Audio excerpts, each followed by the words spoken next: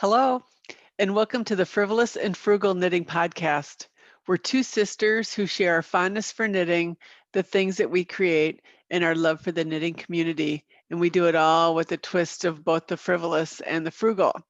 I am Frivolous Dawn, and I am fourth of 8 in our family's birth order. And I am Frugal Miss Penny. I am the first of the 8 siblings. We'd like to give you a hearty welcome and hello to our returning viewers. We are just tickled that you came back for another episode, and we're hoping that you take away a nugget or two from our knitting adventures that might just add to your knitting adventures. And to those of you who are first-time viewers, hello. We are just tickled pink that you have given us your time, because there are so many options out there available.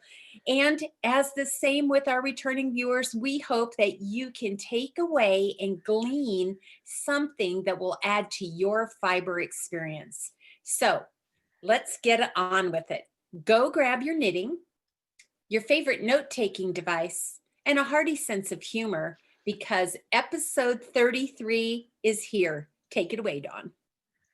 So we just have to go right to the elephant in the room, so to speak. What is around your neck? I can't wait to see it. Okay, so as in last episode, I explained that I just need to keep things real. And some people have progress monitors that they actually, or progress markers that they actually place in their knitting. Well, if you haven't started your knitting, you need another progress marker. So as you will remember, last week, I had finally caked this beautiful gradient for a shawl that I'm knitting for my daughter-in-law.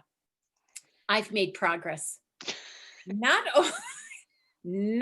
only is the yarn caked, the pattern is printed, and I have selected my needles. So I am hoping this week to cast on, but I have to tell you, it's going to be an at-home effort of concentration. So it won't be anything I'll be able to do in front of public or other people, because it'll be too distracting. It's quite the pattern. So as you can see, I've made progress, and you buy those progress markers, Dawn. You can just use your scrap yarn.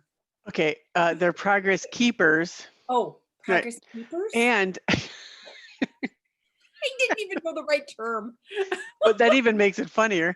And what is the name of the pattern? Oh, the name of the pattern, thank you for catching that, is Wingspan. Oh, yeah.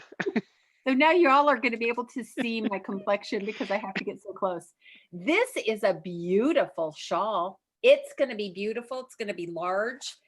But when we get to our segment about what I've learned, I'm going to share a little bit more about that pattern. Okay? Very good.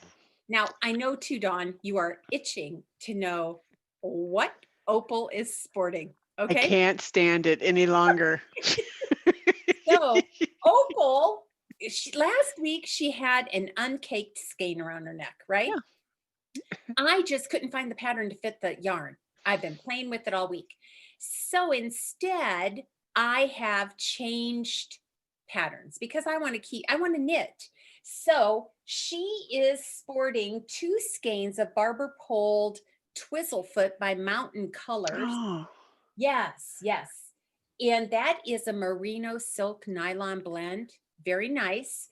And I have to tell you, it's the next baby sweater of, it's going to have to be now at least number 7 sweet sweaters, #7 sweet sweaters. And the reason I'm showing this today specifically is so that people know one way to organize your projects. So when I pick a project, not only do I print the pattern, if it's a printable, if it's in the book, I just mark it. I put it in a document protector with the needles I'm going to use, and you can see my needles over here. And I always put in a row counter. I like these row counters. So that way I make sure each project has its own row counter. And so I'm hoping to cast on that cute little sweater. It's called Baby Sunnyside. It's by Tanis Lavallee. And so that's the next one. During Knitting with the Aunties, we all decided it looked cute. It has 2 options for the front of the cardigan, and I haven't decided which I guess which feature I'm going to use yet, but both of us, we are making progress. Okay. Yes, yes. Put them in the front. Thank So I don't save those plastic sleeves my needles come in. You don't? No, because I have that big binder thing that I you do gave too. me. Yeah, so I just throw the needles in there by size, but I don't save the actual package they come in. Look at all of mine have it. Yeah. So that when I put it in there, I can quickly determine. So for instance, you and I have the same organizer. I have one of those pockets for size 10, but I have size 10.5s and 10.75s in there. Okay. So that way I know that this is a true size 10, for instance. This is actually a size 3, but I was using that as an example. I keep Okay. all my needles like this. Yeah. I can't throw the clear plastic away, Dawn. Well, I 10 can't years do later, that's kind of a hard thing to undo. it. Dawn, just think about it. I can see right away. So if this falls out, say for instance, under my chair, I don't have to try to resize it. I know exactly what size my needle is. Oh, I just keep one of those resizers by me all the time. Oh, do you? Well, Or you know that's those, yeah. probably, yeah, that's S- probably a good idea. I'm just, Okay, so and both of those are ChiaoGoo red lace or they red cable. they are, ChiaoGoo. these are lace. Okay. Both are lace. And so I like them because they tend to be a bit more pointed, especially when I have splitty yarn. I know that people have different opinions about that. Some don't like pointed needles with splitty yarn because they think that they're more inclined to separate the yarn Oh, even more. Others say, no, I really need that to make sure I get under the whole strand of fiber. I think it's a personal preference thing. yeah. I tend to like them as a variety change of pace.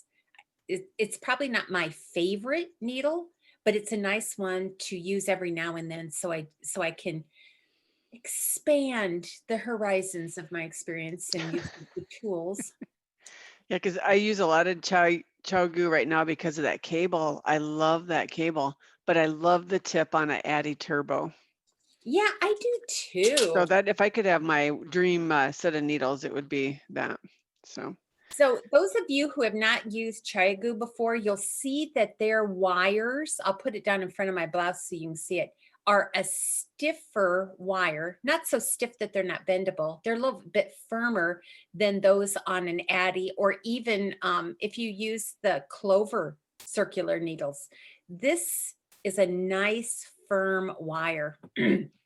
And by the way, did you know that you can put your Addy circulars and your ChiaoGoo circulars in a cup of very warm water? If they get crimped or they won't straighten out, you can put them in there, heat up the wire inside, and you can straighten out your needles.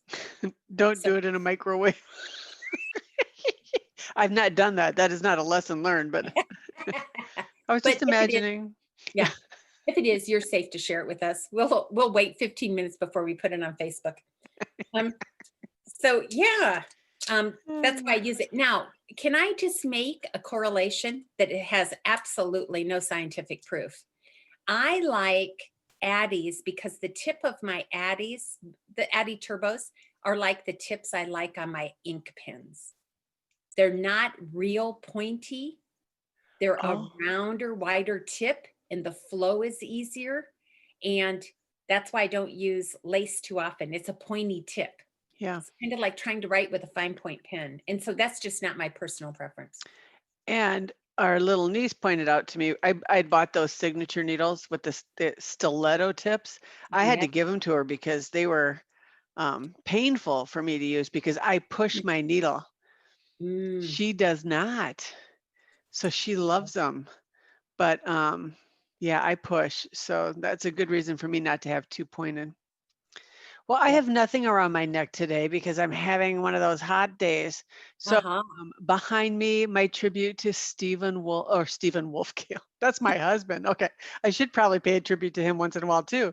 But Stephen West. So this is dotted rays. I knit that earlier in the year. That is a beautiful shawl. That was my very first shawl. So it's a shawl, that starts at this point and then just flares out. And the yarn for that, the lighter colors, the white there that you see, is by Black Cat Fiber and the Nomad Sock.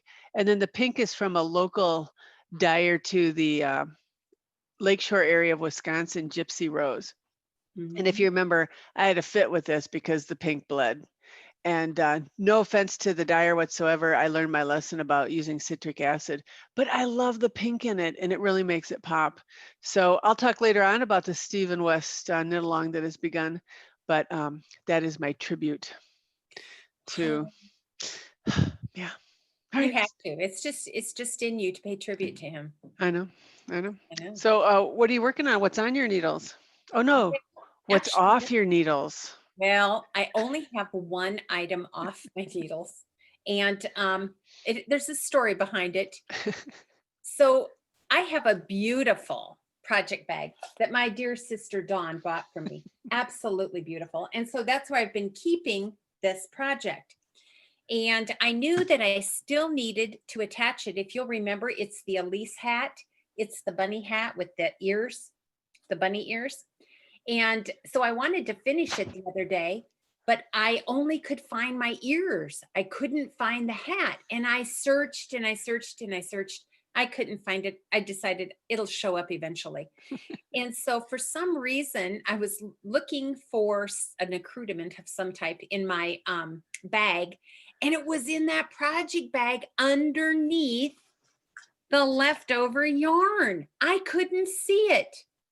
So this is what I am proposing to those of you out there who make project bags. I think there's a sweet twist of the frivolous and frugal in this idea. I think it would be nice for project bags to have perhaps maybe a third or even a half of this beautiful fabric. But I think the bottom should be clear heavy gauge vinyl. Because if there was heavy gauge vinyl under here, I could have seen that hat, which hence is why I use Ziploc bags. But I think I would buy a project bag if it had vinyl at the bottom. You would I could see not. You are fooling yourself. Okay, truth be told. So anyway, I finished this, except I still need to put the little nose and the mouth on it. And the yarn I was using for that is on the inside. And one of our viewers asked me to demonstrate how I use a bread tie. And so what I did is I undid my bread ties to show you what I did. So when I have long tails, which I'm sure I could get a row of something out of this leftover. But anyway, when you have long tails from your cast-ons or where you're changing color, I make a bobbin out of the bread tie. I don't believe there's a right way of doing this or a wrong way, but essentially, here's what I do. I thread the yarn through the top of the bread tie, and then I wrap it through that tie over and over and over again, so that all of it is contained on my bread tie and it's not hanging like these. So here is a before and an after. Yeah. So now I have another tip that might shock you all, but this is how I store my bread ties. I keep all of my bread ties in a Ziploc bag. And I can't thank all of the viewers enough for those who have sent them my way so that I can bedazzle them for our viewers. And that's what I'm going to do when the weather gets cold and I can't play outside. So that's how I use bread ties. Make up a way and share it with us if you have found another way to use them. I would love to know. Me too. Thank you for sharing that. All of these but two used to belong to Dawn. That's how much she enjoys using them. What's off your needles? Nothing. I have absolutely nothing off my needles. Well, then what's so exciting? What's on your needles? Well, we'll start with the what I'm working on. Oh, This is the slipped rib hat by Jody Brown. It's a paid for pattern on Ravelry. It was a kit I bought at Magpie's Cottage in Sheboygan Falls. And I don't know, it's this alpaca, this is a Lana Gatto Brooklyn, and then it's with a camel hair. So what's interesting is they're not knit together. They're individual. And so the slipped rib is giving you almost a fake brioche look. Now, it wasn't until yesterday or Thursday I realized I knit the pattern wrong. Every like 6 rows are supposed to be a purl row to give you segments. Yeah, no. So I did the very first one and then never did another one. So we'll just call that a design element. Absolutely. I'm yeah, not sure I would have known if you hadn't told me. No, and it's not till it was brought to my attention. Several of us have done it this way. So I'm not the only one. And I believe Joanne told me her kits are sold out. So thank you to the viewers who called and ordered kits. That was very nice. But yeah, it's a nice pattern. And I don't know if I'll do it again, only because I don't mind doing brioche. So I would probably just do brioche next time. But yeah, and that's what I've been doing for like when I'm waiting for Austin or my car knitting. So I did get just a little bit of progress on this week, this week. So what are you working on? What's on your needles? Oh, right now I'm just doing my alliteration scarf. I'm just continuing to add to it. This is my more muted colored one.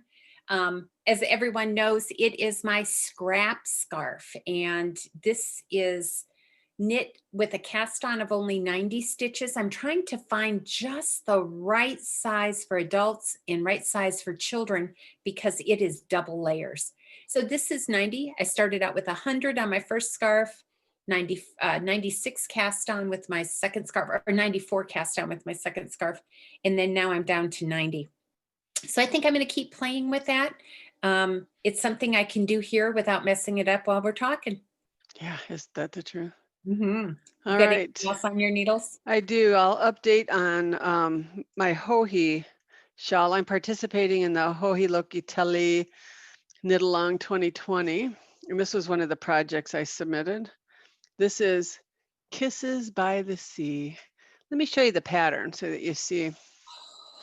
Dawn, dawn, dawn. There we go. Look at that. It's an older pattern of hers, but I actually saw it in your favorites list on Ravelry. Mm-hmm. So I've made a few changes. I'll be brief about them. I added an extra row of gray, which then of course increases your stitch count. And then when I got to this white mesh area, I did increase of 50% more rows. So that increased the stitches. Now I'm on my final gray section. And I've made these gray sections a couple of rows bigger than these because I have the yarn. And so I've been weighing the gray and I'm going to have enough. And I think I'm done with the white now. And then, ooh, that's so pretty. As I dip out of the screen here, let me show you the last color because it's beautiful. It's a color called Glacier. Put it up next to the shawl, would you, Dawn? Yeah. Oh, oh, oh. Now, there is a little bit of Glacier right in this row. So you get a tease of it throughout and then the entire border. So I'm just going to knit until I run out of yarn. So I have increased the stitches tremendously. I thought I was getting around 450 stitches. I think I'm only a little over 400. But I'm going to have probably less than 10 grams of the white left. And I probably will have about 15 grams of the gray. And then I'm hoping to use all of the blue. And I'm going to hopefully change the border a little bit, but I'll talk about that when that happens. The Hohi knit along goes until the end of November. So I should be able to finish it by then. That is a paid for pattern on Ravelry. On the frugalometer, I'd call it a 1. I think her prices are very, very, what's the word I want? Reasonable and affordable for all knitters. That's something I so admire about her as a designer. I agree. I can't imagine what goes into producing, but she makes it available for everyone. And I'm very grateful for that. Yeah, me too. Now the yarn is Ba yarn. The white is in the La Jolla base, which is a merino nylon mix. And then the gray and blue are in the Savannah base by Ba yarn. That is a cashmere, a 10% cashmere base, I think. So on the frugalometer, those would probably go 3, 4. Yeah, so I'm loving it, and I've got to believe I'm going to have that done by the end of November. So I was hoping to have it done by today, but that didn't happen. Those rows are so long, Was you that know. So, but stitches? actually, you can zoom and do that because Mhm. it's either stockinette or garter. So I'm through the lace section or that mesh section. Mhm. All right, what else is on your needles? I'm still working on the Kevin Costner, aka Ishnamin sweater by Rachel C. Brown.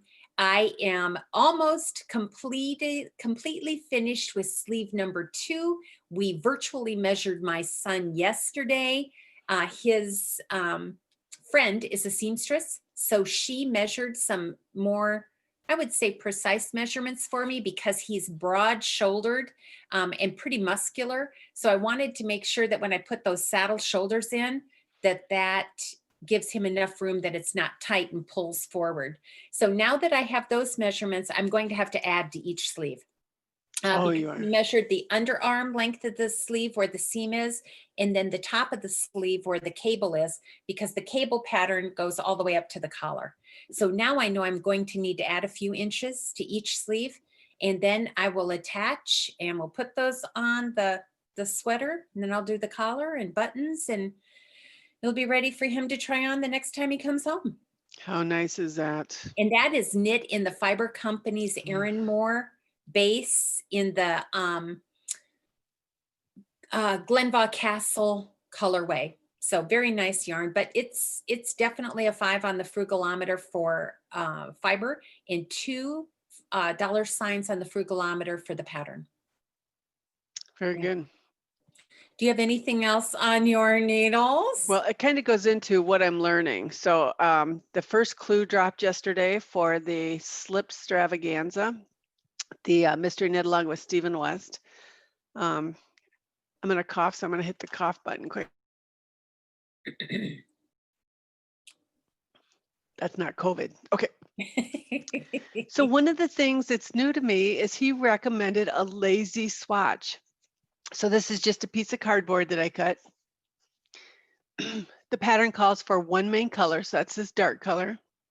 It looks black, but it's a super dark gray. And then a lighter gray, a medium gray, and then there's my punch of color. Now, I didn't know at the time you needed a punch of color, but it worked out nice. So all I did was wrap this around, taped it on the back, and you got to see if the colors played well together. So I sent this out to several of my knitting mentors who agreed that those colors seemed to work and not fight each other. So then he recommended doing a swatch. Oh, you did a swatch. This may be my first one. Okay. So I just did them in the same order. And really, he was looking for row gauge. No, excuse me. He said stitch gauge was important. Row gauge was not. Okay. It's knit on a US 4. And he wanted 22 to 24 stitches in 4 inches. And I got 23 on first attempt. So I did not wet block this. I steam blocked it. So maybe it would have been a little bit different on a wet block. Okay, now here's where I about fell over. He said, save the yarn in case you run out. Yes. 5, I'm not going to use a bad word, 5 skeins of fingering weight and I might run out. I'm pretty sure So I'm not. you. This is just so you. The whole knit along is you. So am I knitting a covering for my house? Maybe. It's a band blanket. It's a blanket for your van in the winter. So I think I'm gonna like these colors. This is Mode Knits yarn. That's it. She's an indie dyer in the Twin Cities, Minneapolis, St. Paul, and it's a 50% merino, 50% silk. Ooh, man, is it gonna have drape? So, Oh man, is it going to have dollar signs? yeah, I'd call The it. frugalometer. Yeah, I'd call it a 3 or 4. That's only because you tell your husband that's what it cost. I don't know what my perfect 5 is yet. So, And Delightful Kathleen was the name of the lady who's dying. When I told her what pattern I had these 3 colors already in stash. I just needed a dark. So I asked if she could dye black, and she said black is really hard to get on silk. So this is coal, and I think all of these colors are available on her website. And she said she would dye it as dark as she could. And so when she emailed me and said they were ready, she said she thought I would be happy because they are very dark. So, so I'm kind of torn. I've only did the cast on to start with, so I'm not going to show that today, but we'll have to talk about whether or not I show progress because I don't want to spoil it for people who are knitting it. But 5 skeins, a clue a week. I'm going to be knitting this and it's only 4 clues. I can't imagine I can keep up, but I think we have till the end of November as well to finish it. And so, Well, or at least until the clues are finished. You could keep working on this through the holidays, yeah, right? I probably will. For the next 6 years. Yeah, absolutely. Um, Okay, so I have to ask, do I detect the fine product of cardboard underneath your I lace? know you do. You do. God, you are drifting over to this side. This is cut from an Amazon box. What? I know. Recycling? I know. Now I have to say, stop the madness. This So- is a transformation before our very eyes. I taught my very first knitting class last Saturday. I'm not going to quit my day job. But one of the gals there wanted to know how to use your bread tie, and I had to show her how to use it. But it was funny. Dawn. Yeah. And Well. those ladies watch the podcast. So hello, ladies. Yes, hello, ladies at the silver thimble. We're so excited that you're letting my sister teach a class there. Thank you. Yeah, I may have made a few mistakes, but so far they told me I could still come back. So that's a good thing. Well, there you go. So what are you learning this week?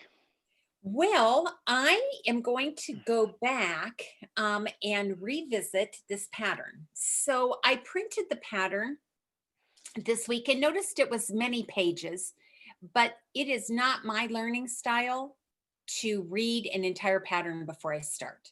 One of the things that I love in life are surprises. So I never read a pattern before starting. I just dive right in. Now, as teachers, we know that that's not always a good learning style for everyone. Those changes or unexpected turns tend to upset people. So I went ahead and printed this and I thought, you know what? I'm just going to tackle this, cast it on this week. And as I was sitting there watching it come off the printer, I was overwhelmed. I was overwhelmed because I don't want to give away the pattern. So I'm not going to show it very clearly, but I will just show you one of the pages of these very detailed instructions.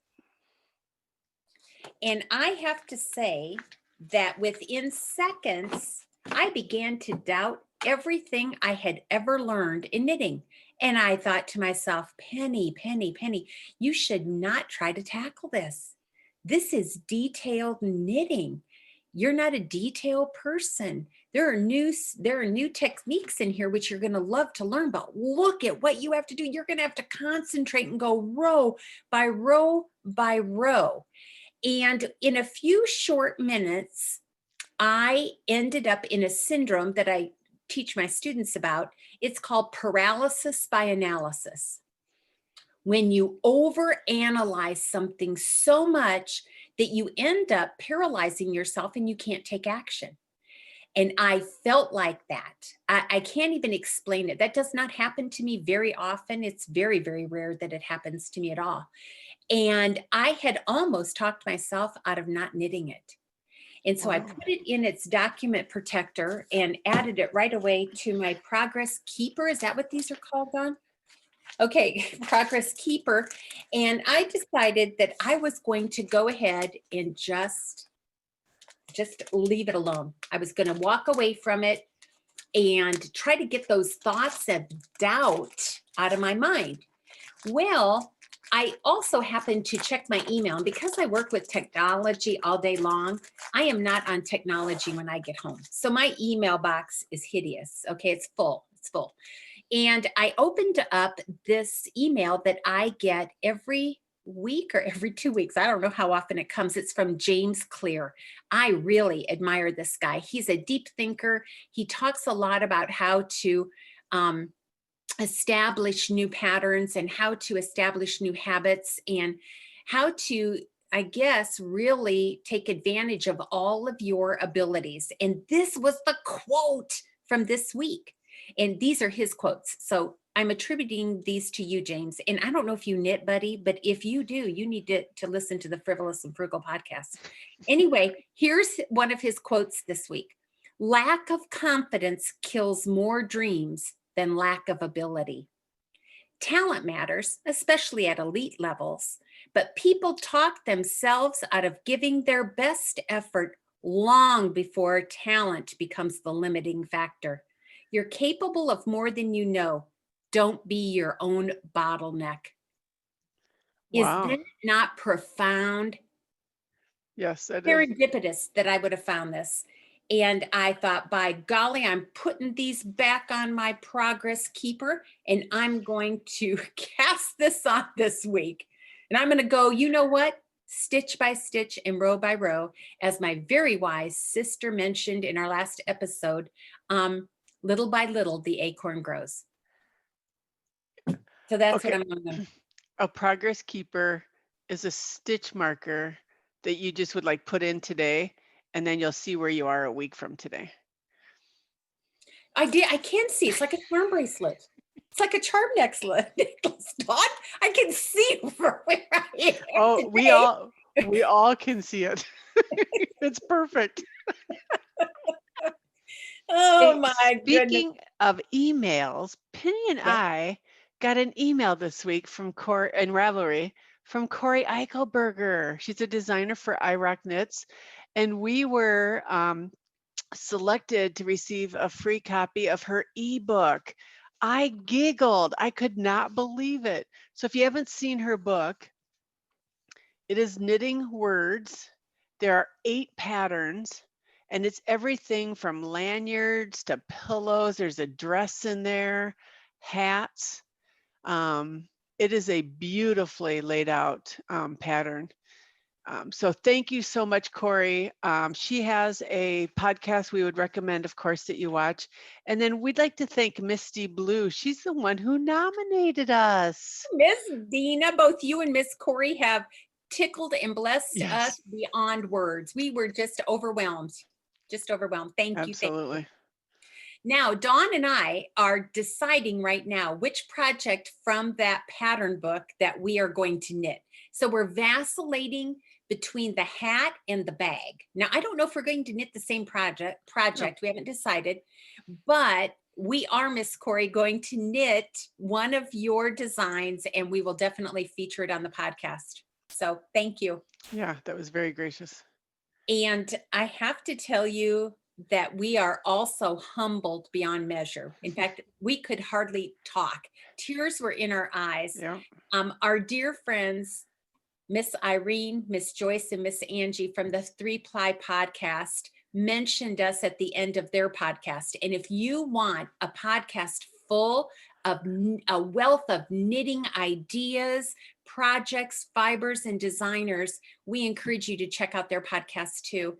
But they reminded their viewers, just like we want to remind you, that we have a monthly virtual knit along, a knit night, where we meet on Zoom for 2 hours of saturated knitting focused conversation and sharing amongst the community.